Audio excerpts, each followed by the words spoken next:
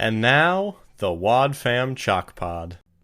I think Vic might be hot, Yes. but like not really hot, like kind of the way that Luke from Gilmore Girls is hot.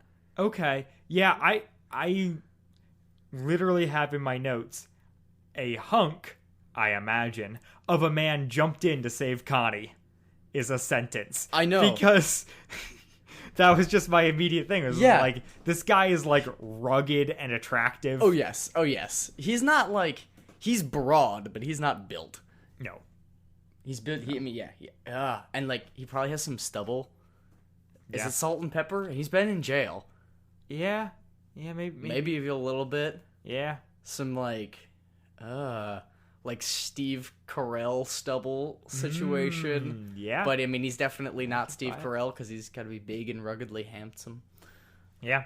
I think he's hot. Yeah, no. He must be hot. And Connie like swoons for him a bit. Yeah. Oh, I know. There was a couple points at which I was like, Connie, you're hitting on a I was like, bank robber. at what point is this cheating? Yeah. Like, I know we're not there yet, but like, also, it's a conversation that's worth having. right? Is Connie into this? We'll save it for when Alyssa comes on the I pod. think Connie might be into this. I think Connie might. I know things are on the rocks with Mitch, but doesn't mean you can just run off with the first guy that drags you out of the stream. She's road tripping to him to apologize. Yeah, that is happening. Yeah. Is he wearing? I think he's wearing a flannel. Maybe I'm just imagining. No, I'm Lucas. definitely picturing a flannel. Yeah, but not a hat. And No hat. He was wearing a leather jacket. Yes, he was wearing a leather jacket. We do get that confirmed. Definitely jeans. But he stripped the leather jacket off to jump in the stream. And there's a watch in there somewhere. There's a watch in the pocket. What kind of shoes is he wearing? I'm kind of picturing like work booty kind of. Yeah, deal. like not like nicer work boots, not like destroyed Timbs or but something. No, but like some leathery. Yeah, worn ones. Yeah.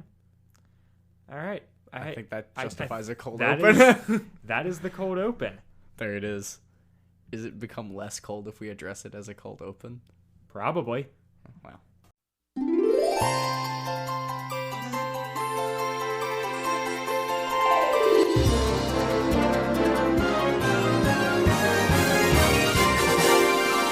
Oh, hi there. Welcome to the pod. I'm Dylan James Weaver, but most folks around here just call me Dylan. Why don't you get the whole family together and join us for another exciting episode of the Wad Fam Chalk Pod.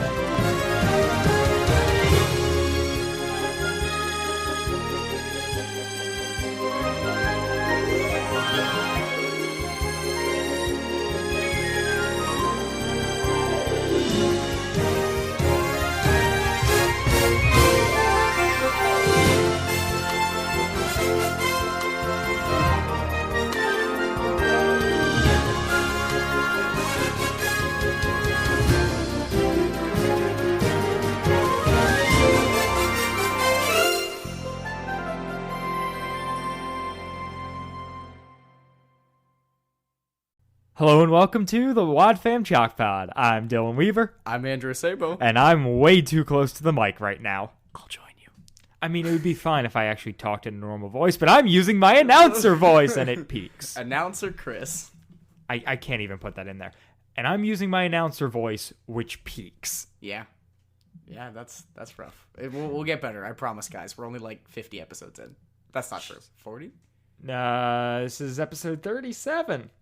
Yeah, okay. 37. Creeping up on 40. If you count the Christmas episode, this is 38. There you go. Dylan, what episode are we talking about today? We're talking about episode 528, Silver Lining. Oh boy. It is episode 528. 529? I know it's 528, and that is false. 529? Nope, it is 530. Wow, I'm wrong. My notes are wrong. I'm going to shut up now. No. We're talking about episode 530, Silver Lining. Yes. Yep. how exciting is that? Not. I didn't. It is thesis statement. Meh. Yeah, I like it. It is the 9th episode of the In Hot Pursuit album. Yeah. It is written by our boy Nathan Hubler. Gotta love him. And directed by Marshall Younger. Yeah. Cool. And we've got some interesting guest actors, right? Oh yeah. You want to do that off the top? We don't usually do that. I'm down to do it. I think if we do it off the top, I think it's a good thing. Just get it out of the way, because otherwise it interrupts the flow. Okay. Tweet at us if this is better. Yeah. Also, tweet at us if this is worse. Just tweet at us. We're lonely. So we've got 4 guest characters in this episode, I guess. 5 if you count the gift store clerk, who is unfortunately not credited.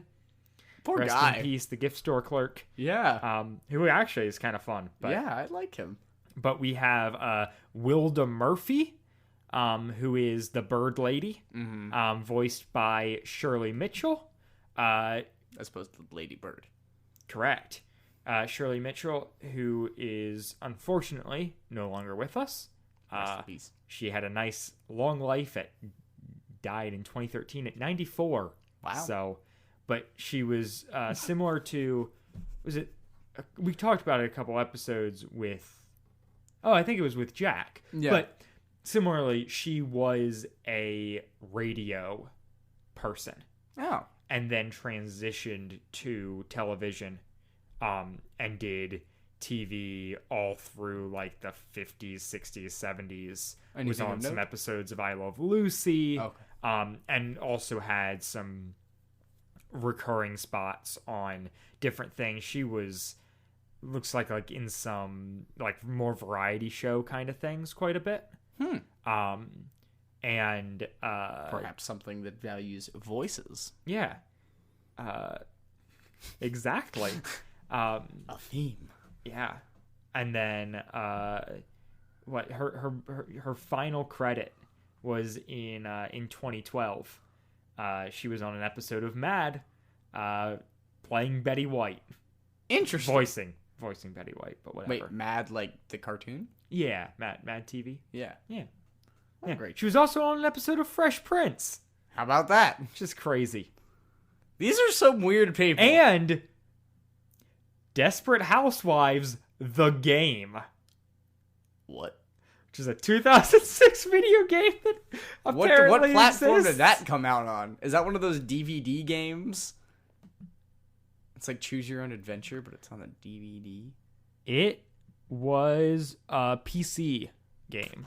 Desperate Housewives, the PC game. Yep. Oh boy. They just let anything turn into a video game back then. Yeah. 2006. It was a crazy time. Well, and like, it's just so funny to me now looking back at it, because like there's so many games like for PC now with Steam and stuff like that. But like there was a Lion King game for the Sega Genesis. Right. Like, why? Every movie had a game tie-in. Yeah, why? Oh. And like it worked. I guess. Sometimes they were good. I mean, I had the Lion King Game Boy game. There you go. Did Adventures in Odyssey ever have a game? I don't think so. Write into us if you know otherwise. Yeah. Also, in this episode, we have the character of Vic, who is voiced by a guy named Gary Clemmer. That's a hot name. Gary Clemmer has not done anything of particular note. He's been in a lot of tiny roles on shorts that, like, I don't know, were produced for I don't know why. Like he's basically done nothing with his life. Yes, that's exactly. what I'm saying. That's what I'm saying. he's just been in a bunch of very small productions. Cool. And then we have Officer Tim Hartzell, voiced by William Holmes, who has done a lot of video game stuff. He played Edward Deegan in Fallout 4. What a for great everyone game. who knows who that is. And he also has been in a handful of episodes of Rick and Morty. As who? In 2 episodes, he's just credited as a voice. So he's just doing background vocals. And in 1 episode, he's credited as vendor. Oh, okay. So he's the vendor in Look Who's Purging Now. What a great show.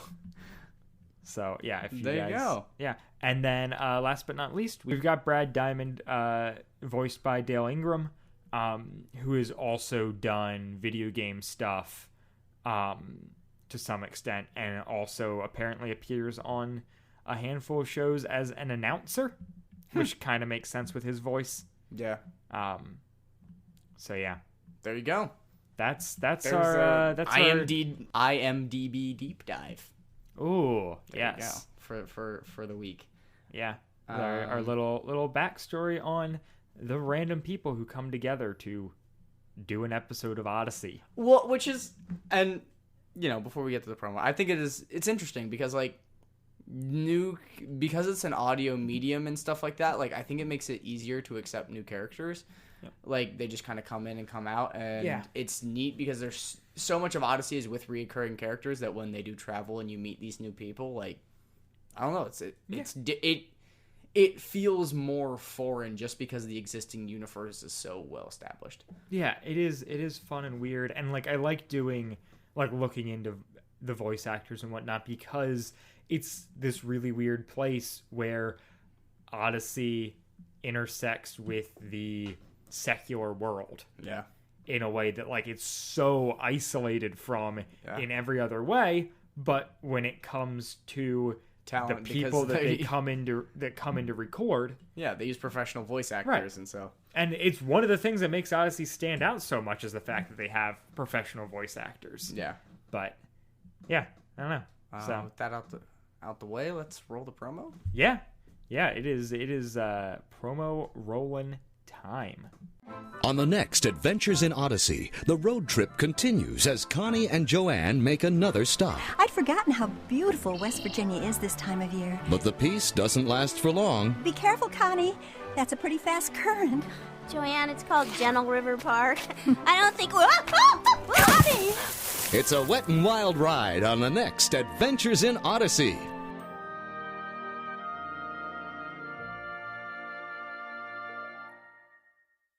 It's a wet and wild ride on the next Adventures in Odyssey. That it is. Oh boy. Yeah, it's I don't know, fun promo. Good music. I like Very the it sounds kind of like fairy tale-esque, like getting some Pied Piper Yeah. green sleeve situation. No, that's fair. Yeah. Okay. Wow. That was pretty normal. Yeah. Okay. Yeah. Good job on the promo. Fairly inoffensive this You week. get 2 thumbs up from Andrew. Yeah. It's I don't know. I think it's at this point that I'm going to point out that so we don't talk about this often, but Odyssey episodes all have a theme. So when you bought it on the CD, it had the episode Yeah. title, and underneath in smaller text in blue, it said The theme, the theme yeah. of the episode. Yeah. What do you think the theme of this episode is? Vengeance? It is revenge. Yeah. Yeah, that makes sense. This Because the is- Chris wrap up, and boy, I'm gonna let you know there's a soapbox coming, and I'm gonna jump on it. All I'm right. gonna jump on it. Teaser for the end of this. And Andrew's hopping on that soapbox. So yeah. The episode starts with one, it's a cold open, but two, it's Connie and Joanne at Gentle River is what it's called in West Virginia. Yes, it is Gentle River. As Trickle Connie Lake, Gentle River. constantly it's a good runner throughout this episode. Yeah. Because spoiler, Connie falls into the stream and it's not very gentle. Oh, no. And so then every time someone says Gentle River, she just mutters under her breath, Gentle River. Yeah. It is actually really funny. It's- And so so the cold open is Connie and Joanne there, and I think she's the table has sap on it or something. Yeah, She's going to wash Connie her hands has in the sap river. on her hands and decides to wash them. So Connie and Joanne have stopped at a rest stop, Yeah. going through West Virginia. Yeah. And so she tries to wash the sap off of her hands in the stream, and she almost falls, And then she she actually falls.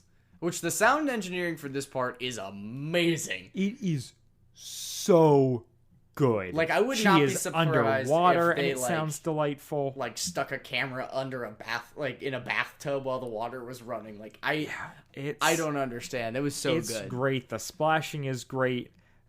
I guess so. We get this right at the cold open, Yeah.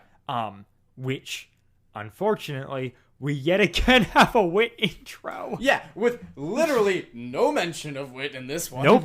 Yeah, he's not even mentioned. Yeah. But yeah, the engineering is awesome, and there's actually a little blurb about it in the official guide. So I'm gonna read. Go for it. From this. So Katie Lee, going somewhat method in this episode, brought a glass of water into the studio and purposefully coughed and choked on it for several minutes. And then How Daniel Day-Lewis of you. And then sound designer Todd Bustede used a special technique to make it sound as though she was actually underwater. Wow. But all of that sputtering is actually Katie Lee drowning. sputtering in the studio. Mildly drowning, actually. And it's, yeah. Shout out to Katie Lee, who has now liked that post twice. Has she really? She liked it with her personal account. Yeah. And with her page. Interesting. Please, Katie Lee, if you are listening to us right now, please contact us. I really want to know if this is actually you. If it is, why? And also, thank you. And come on the show. Yeah, I mean, listen, you're a busy lady. You got stuff going on. I respect that. But also, it'd be real cool if you could, throw us ungraduated Nathan Hublers out in the wild a little bit of clout from the Adventures in Odyssey world. Just imagine having one of our intros, Yeah. like with the scripts that we write. Yes. But it's her doing the voice. That will make the 8 people that listen to this snap back in their seats. They'll be like, what? Anyways. I would just like to talk to her because she's probably a very interesting person. Yeah, that's fair.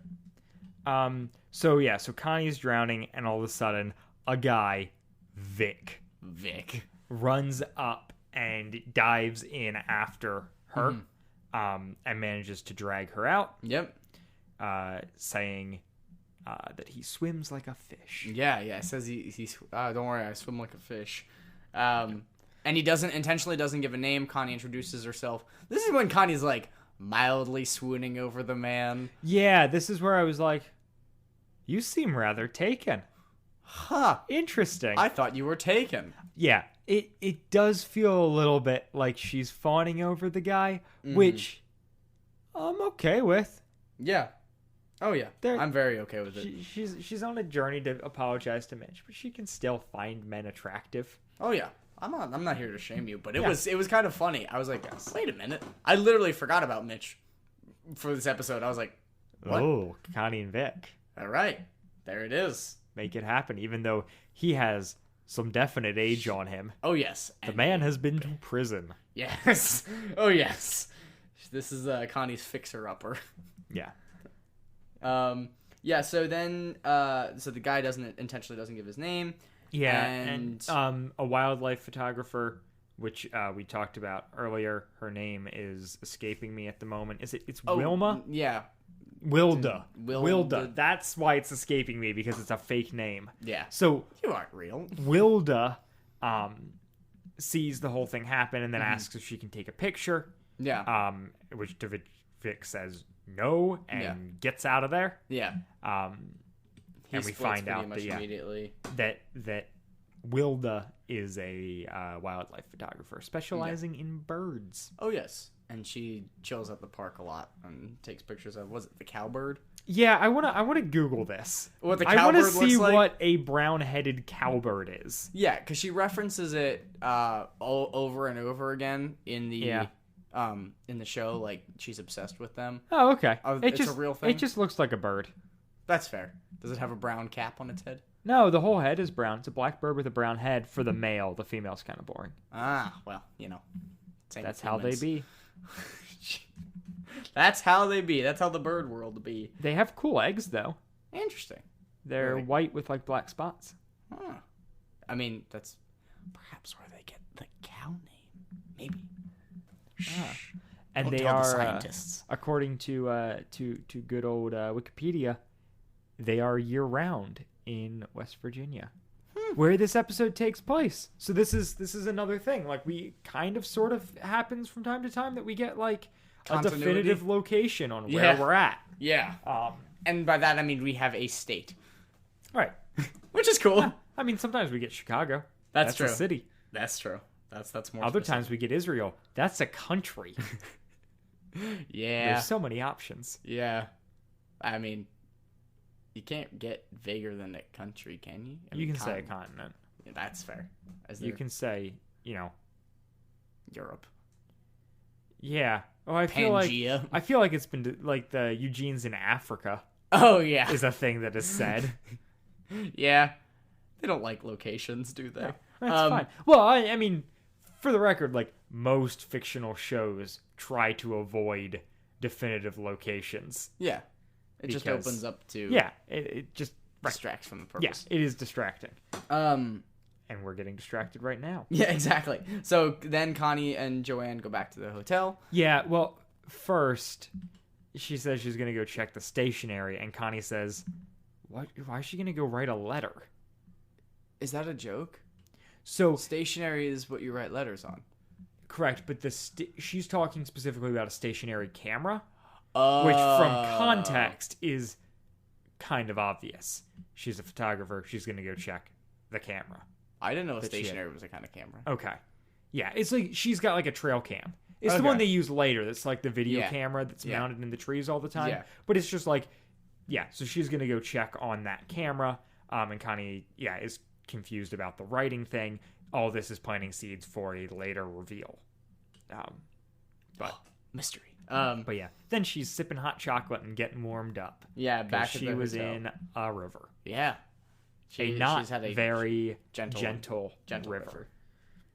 And a not very tricklesome lake. And so they're in the hotel, and then they turn on the TV, and they see the news report of a man who robbed a bank, and it's the guy who rescued Connie from the river, which is it's like it's a pretty sizable reveal, I would say, and then they learn that his name is Vic, who, as we mentioned before, different voice actor, really cool.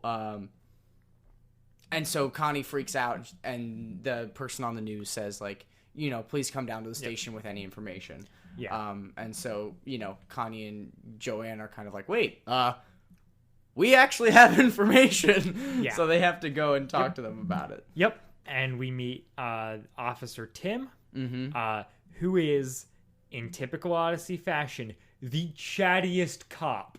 Oh, yeah. So this chatty. dude, in addition to just going on and on about this active case in which a guy has escaped from prison and they are trying to hunt him down, he also has time for a backstory flashback about this guy. Yeah, 'cause he knows and then him. drops the fact that he knows this guy. Yes. That they went to high school together. Yeah. And like, it's so much. Yeah. It's like, So- hi, complete stranger. Let me tell you everything that I should not tell you given my current position. Right. That being said, I understand the service it serves. Mm-hmm. Yeah, I understand why it's there. And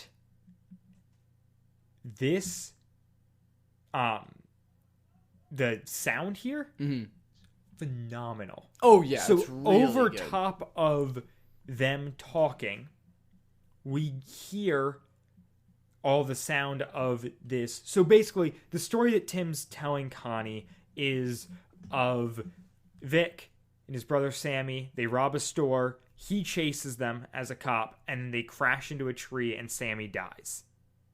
Yeah. And so we get all of that happening in the background while he talks it. So we don't cut to this flashback scene, but we hear... It's a narrated event We with... hear the door slamming, him running, sirens, driving Yeah. away, a crash. Like, it's really, really cool. It's very much like a narrated flashback from a television show, just Right. without the visual medium. That's exactly it. It's like when you have like those vignettes in Yeah, a TV yeah. show where it's like, and then we cut to like the past and I'm voicing over it. Yeah. But like, it's all done in audio, and I'm surprised it works as well as it does. Yeah, I'm and surprised that it works really at all. well. But yeah, it's great.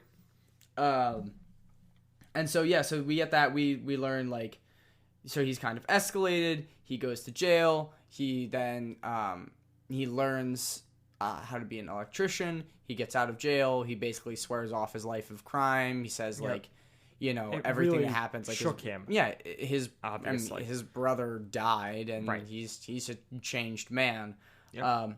He becomes an electrician. So he becomes an electrician and is pretty much living honestly, and then is accused of robbing a bank. Right. And then is he taken? No, he's on the run. No, he is arrested. Yeah. And then he runs out, like, at his trial. He manages to escape. Yeah. Around the trial. Yeah, which is absolutely nuts. But Yeah. which there's some stuff in here where I'm like, okay, he's a bank robber. Like, is it really that easy to rob a bank? Like, wait, what? No, Yeah. it's not worth getting into. No. I think that, yeah.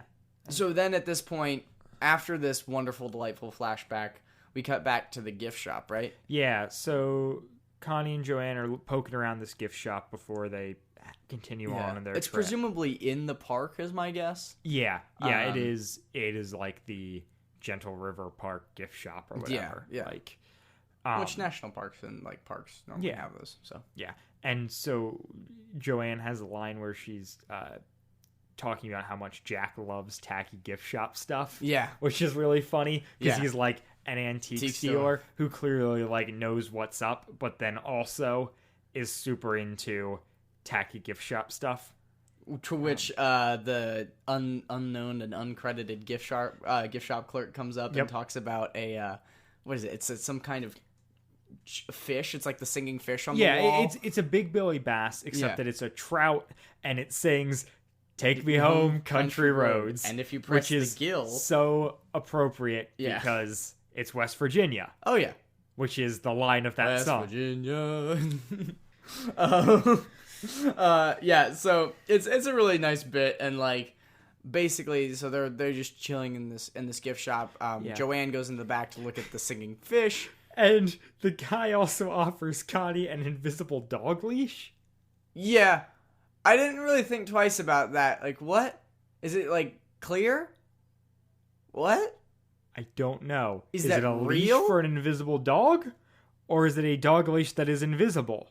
They have invisible fences for dogs, and maybe that's what the joke is? Is it just a taser?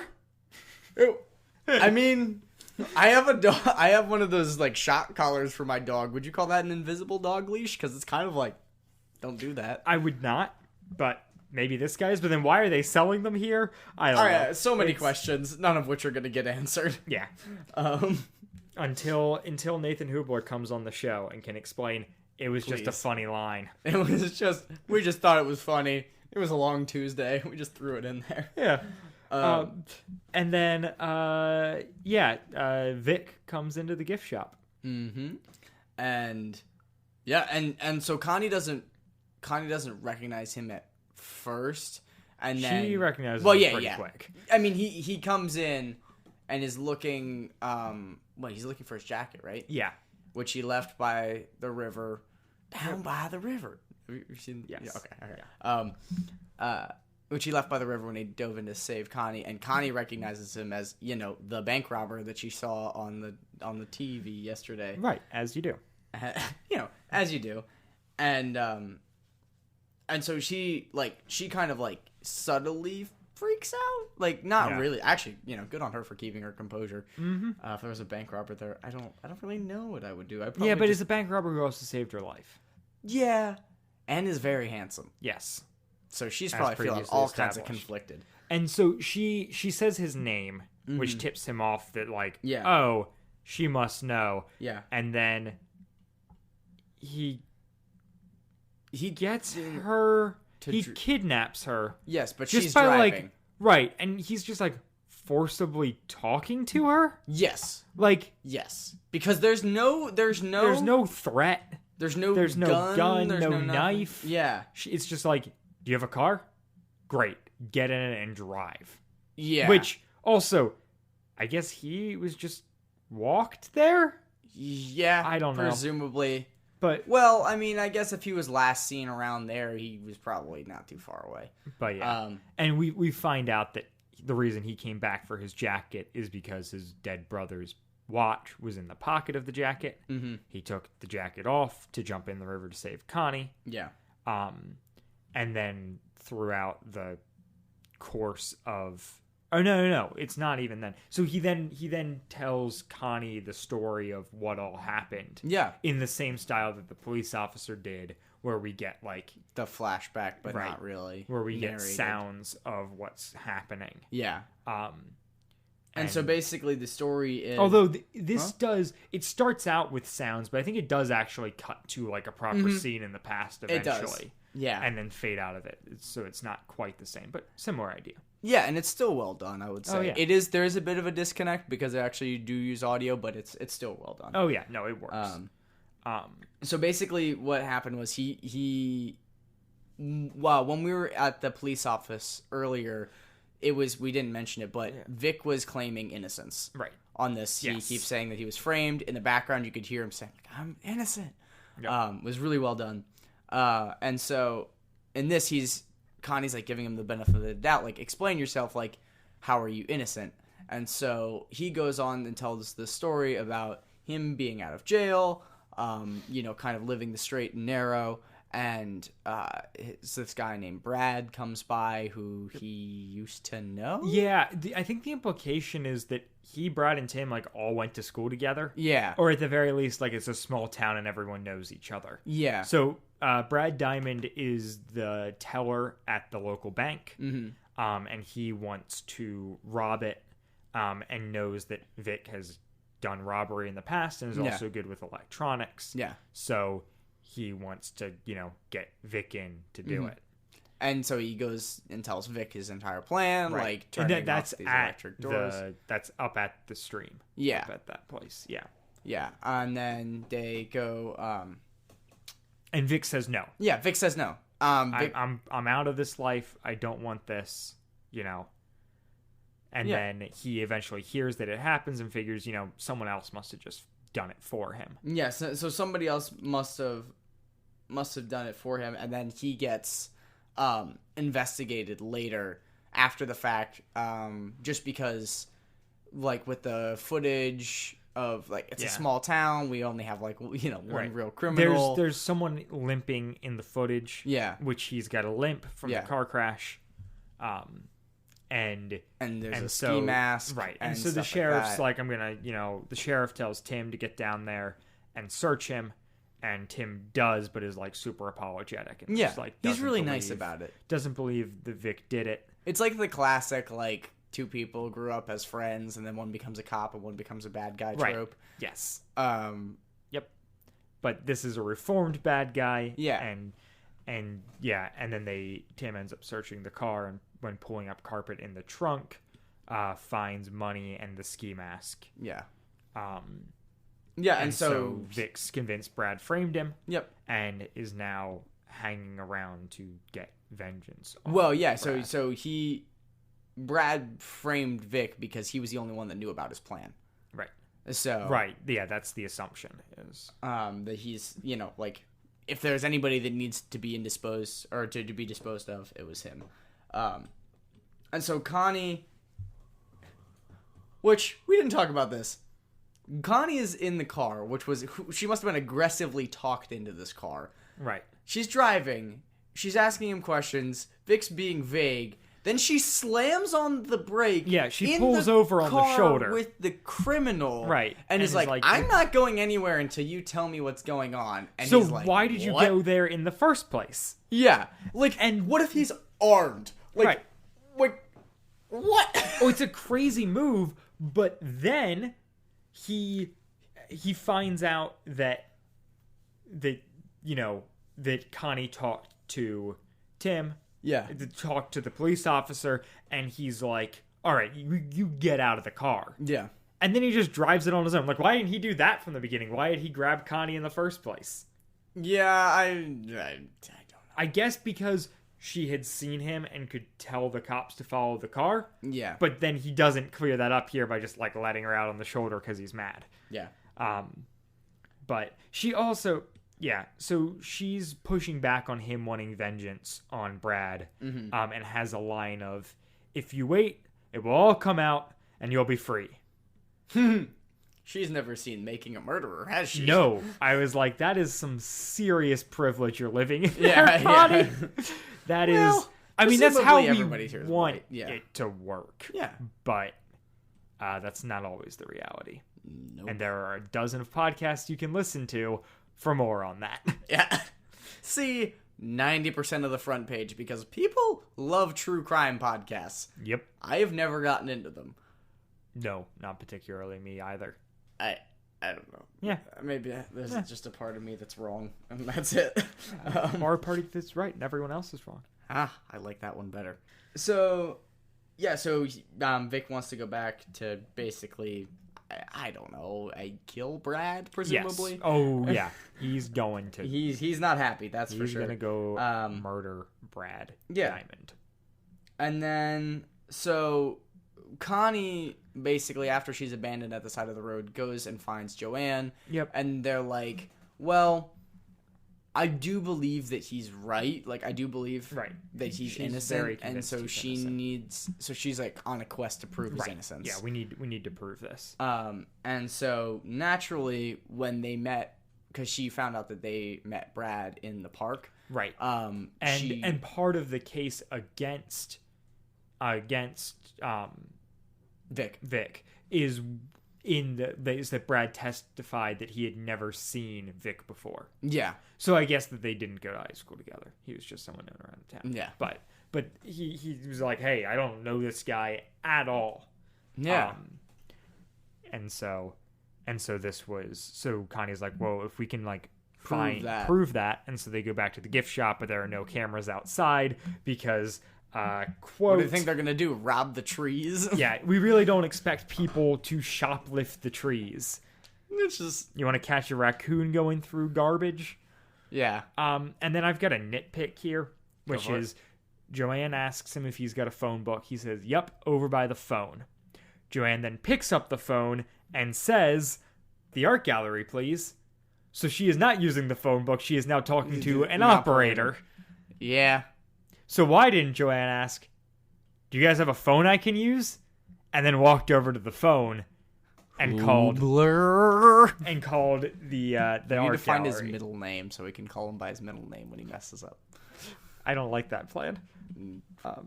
But Nathan Joel Hubler. That's Nathan Haverstein. I know. Okay. Friend of the pod. Nathan Friend of Haverstein. the pod. Yeah. So I don't get it. Yeah. It's just a... So then, yeah. So she talks to the art gallery to get a hold of Wilda. Yeah. Fake name Wilda. Yeah. And so when she's meeting up with Wilda, and Wilda has this running thing throughout the episode where she just assumes that everyone knows as much as she does about birds. Specifically the brown-headed cowbird. Yeah. Although, that's But I assume you knew that. That's a thing that bird people do, though. Like, my dad's a bird person, and he does the exact same thing to me, where he's like, "Andrew, what kind of bird's that?" And I'm like, "It looks like a finch, Dad." And he's like, "It's not a finch." I'm like, "It's small. All the small ones are finches to me." Unless they're a hummingbird, which you can totally tell. The small ones are finches. That's fair. So, yeah. So they... the lady is like, "Why would I photograph people? You know, there's nothing from that day." And then she's like, "But we can check the stationary camera." Yeah. And so she's got this trail cam out there, and they're checking footage from that day. And sure enough, we catch a guy with a limp and a guy who's clearly Brad Diamond talking in the woods. Mm-hmm. And so it's in like the background of like some photo. Yeah. Of birds or something like that. Yep. And so that's all the evidence that they need. Yep. And so Joanne is gonna call the police, and instead the police call her. Mm-hmm. She picks up her phone, and at that point it rings. Yeah. And it's, Officer Harley. Nope. Hartzell. Yeah. And he's like, we found your car. Mm-hmm. And they're like, "Great. We think we've got evidence that gets Vic off." And this is the thing I don't quite love, is Hartzell's like pretty down on Vic at this point, where he's like, "Yeah, we've seen him try and like turn himself around, but he's clearly just a Yeah. bad person, whatever, which is really against what we saw in the flashback where he's Yeah. being like the nicest Yeah, guy the nicest searching guy, this like guy's really house. trying to help him. And so maybe he just lost faith after they found the stuff. Yeah, but, my guess is he just kind of has given up hope, which sucks, but you know, Yeah. that's how it goes. And so they do a trip out to the boat. They put together that Brad goes out on the boats Yeah. on this day at this time, and the car was on the bridge, and so clearly Vic is going to attack Yeah. He's gonna Brad. jump in and swim? Right.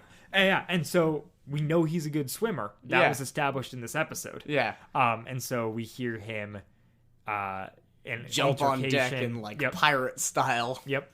Presumably knife in his mouth while he's doggy paddling over like Yeah.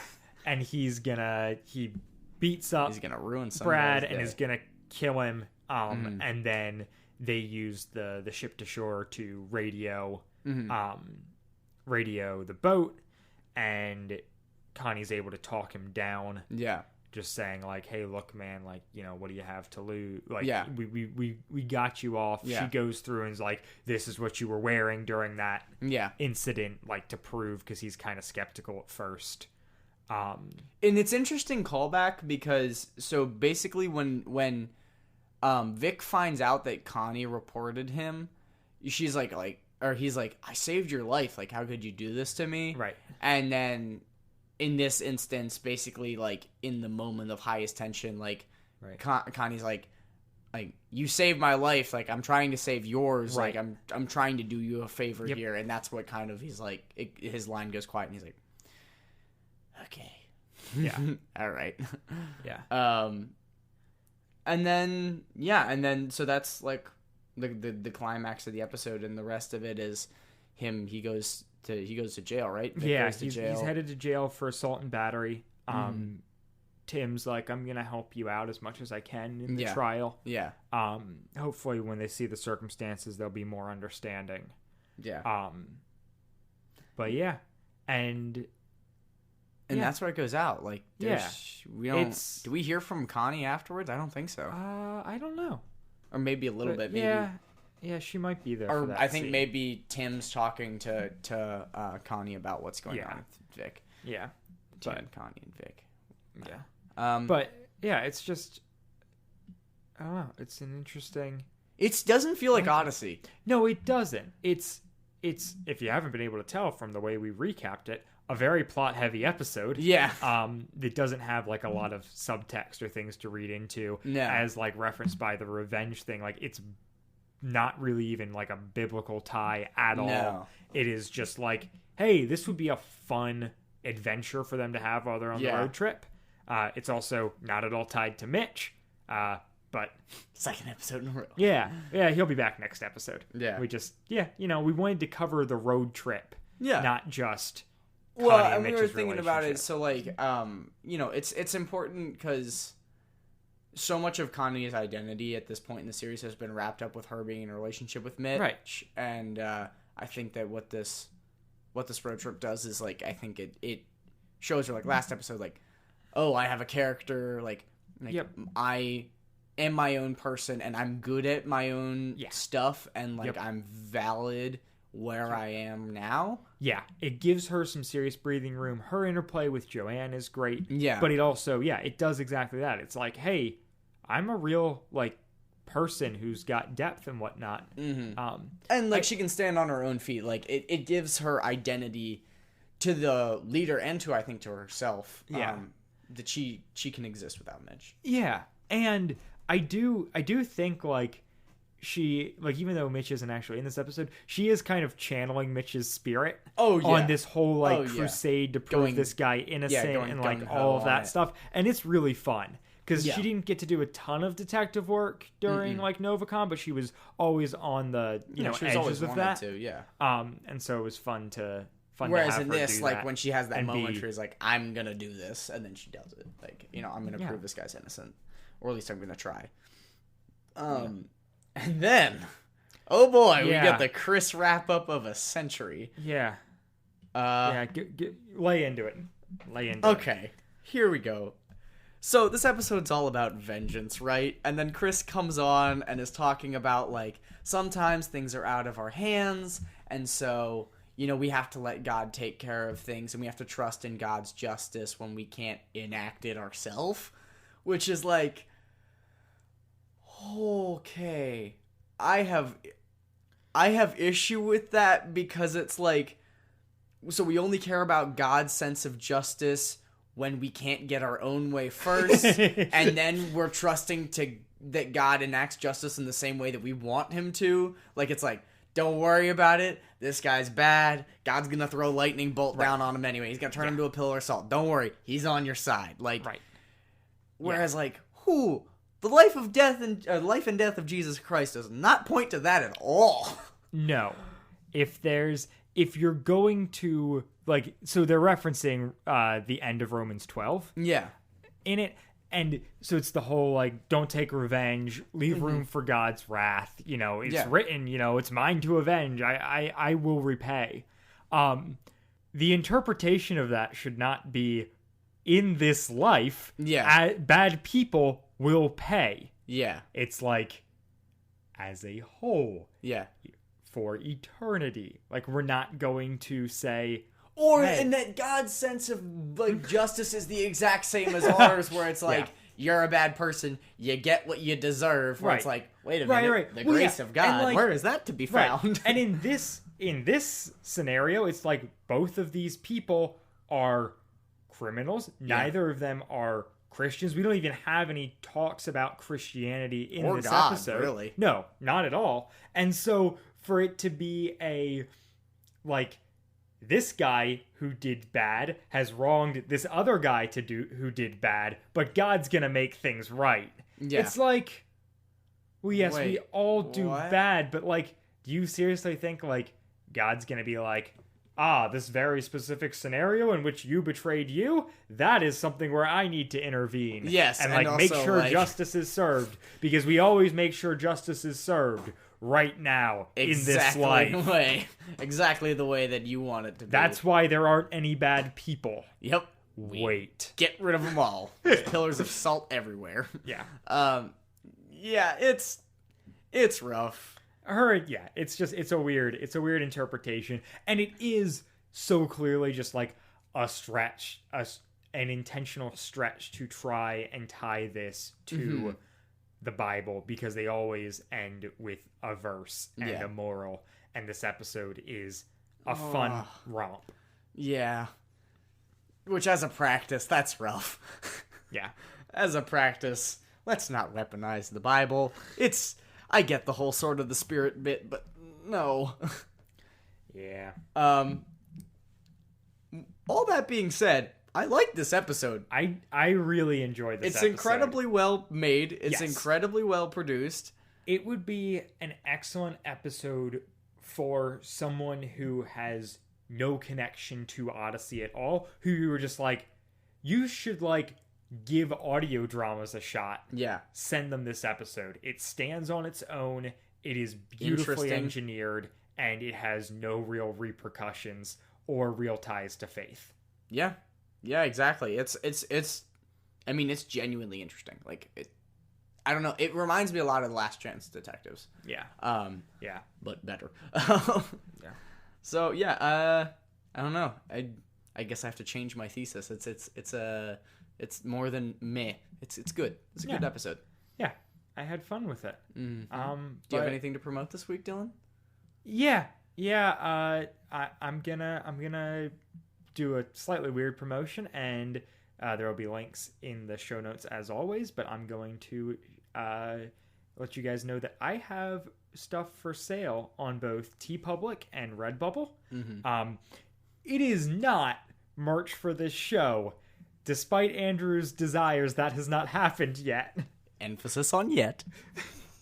But I have other... What if I make random merch? I won't endorse it. That's fair. I'll just cut all reference to it. That's fair. That's fair. Oh, no, not necessarily. But yeah, it's a lot of, I don't know, random pop culture things that I enjoy that I decided to make into merchandise. There's a snap code that rickrolls people. Yeah. I don't know. It's random stuff. It's I don't good. know that any of you will enjoy it, but if you do, Go take a look. Yeah. take a look at it. If you buy something, send me a picture of you wear. I mean, don't make it if you don't want to send a picture, whatever. If you just tweet at us. Let me know, because that Or would email be us. nuts to me. Yeah. But you probably shouldn't actually buy anything unless you happen to be like a big fan of some of the things I am, and the shirts appeal to you. I don't know. This is the worst sales pitch. You're doing great. This is a thing I do. Do it sometimes. if you like it. Go if look you don't, at it. it's probably not that good, but maybe it is. I don't know. It's up to you. Do you like me? Do you not like me? Just tweet at me. Right. Yeah. All right. I don't have anything to promote this week. Andrew's plug. Notoriously plug free. And yeah, so we will be back in a week to talk about the next episode entitled "Pink is Not My Color." And Mitch is back, guys. Thank goodness. Goodbye. Bye. Wadfam Chalk Pod is a presentation of the Lidditz Podcast Co-op. This show is a fan podcast and has no official affiliation with Adventures in Odyssey or Focus on the Family. As such, the copyright is ours under Creative Commons. Follow the podcast at wadfamchalkpod on Twitter and Instagram, or email us at wadfamchalkpod@gmail.com. Episode 37, Silver Lining, was hosted by Dylan Weaver and Andrew Sabo, and edited by Dylan Weaver. And I'm Nathan Haverstick, hoping you'll join us next time for more of the Wadfam Chalk Pod.